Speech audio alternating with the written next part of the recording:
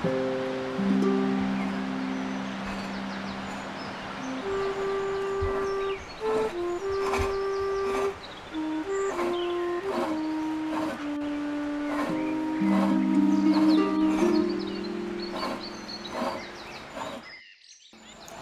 Richard Law, hello. My business is called Flying Shavings and I work in Strid at Bolton Abbey. Make bits and pieces for people passing by, and I also run courses. The most popular course is making woodland animals. We make pigs, wolves, foxes and badgers, and the odd unicorn. But today I'm going to explain how I go about making deer.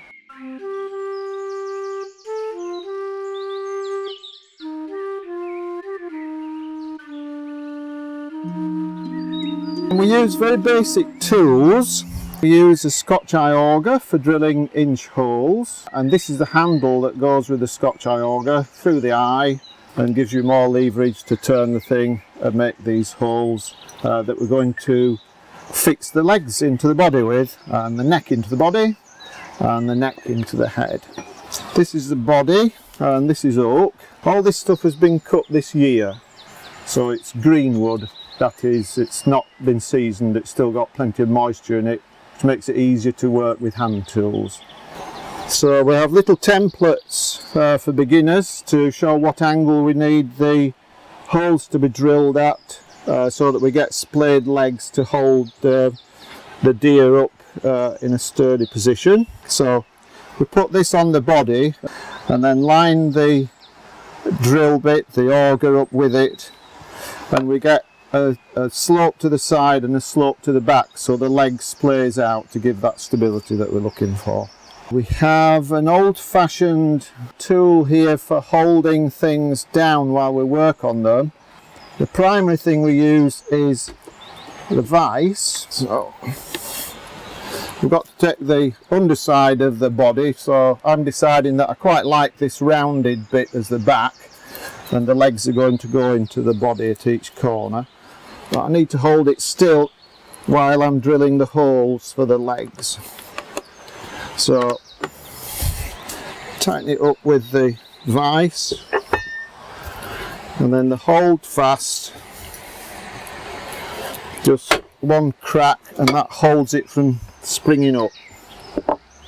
It's a very old tool, is this. They were used in medieval times. This is a modern one that's made with modern steel. Works just as well as the old ones. Okay, I'll start making the holes for the legs.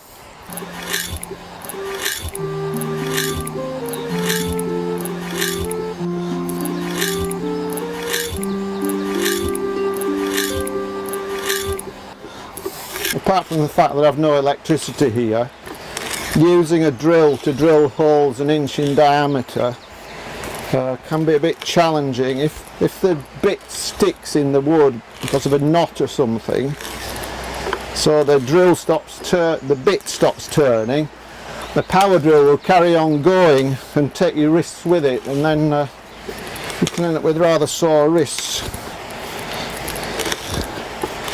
So it's good in more ways than one, is a hand auger.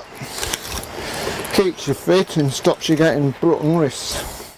These are the legs, and they're hazel, coppiced from another wood just up the river.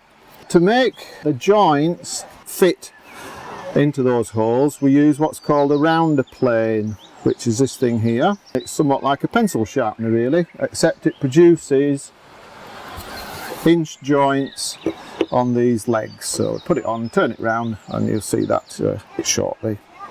This will be the neck, and that again is hazel. Here's the head. There's a lot of design implications with making deer. You've got to decide whether the head goes that way up or that way up, which is the nose and which is going to take the antlers. This is a brace and bit, and essentially it's just a small version of this auger, except you use the brace for the turning power. So the antlers are going to be swept back slightly, which gives us a better balance overall.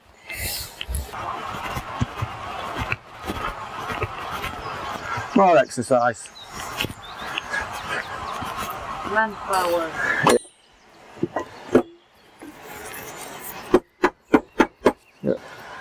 So now I need 2 antlers from over here. Obviously impossible to get 2 antlers that look the same. It's getting 2 that are kind of balanced really, and I'm going to trim a lot of these little fiddly bits off once I've fitted them. So into the vise again. 3/4 of the way of mastering a job is to make sure that you've got it held properly. It makes life a lot easier. So this is a little rounder plane, again like a pencil sharpener, but the job at the moment is to make the joints.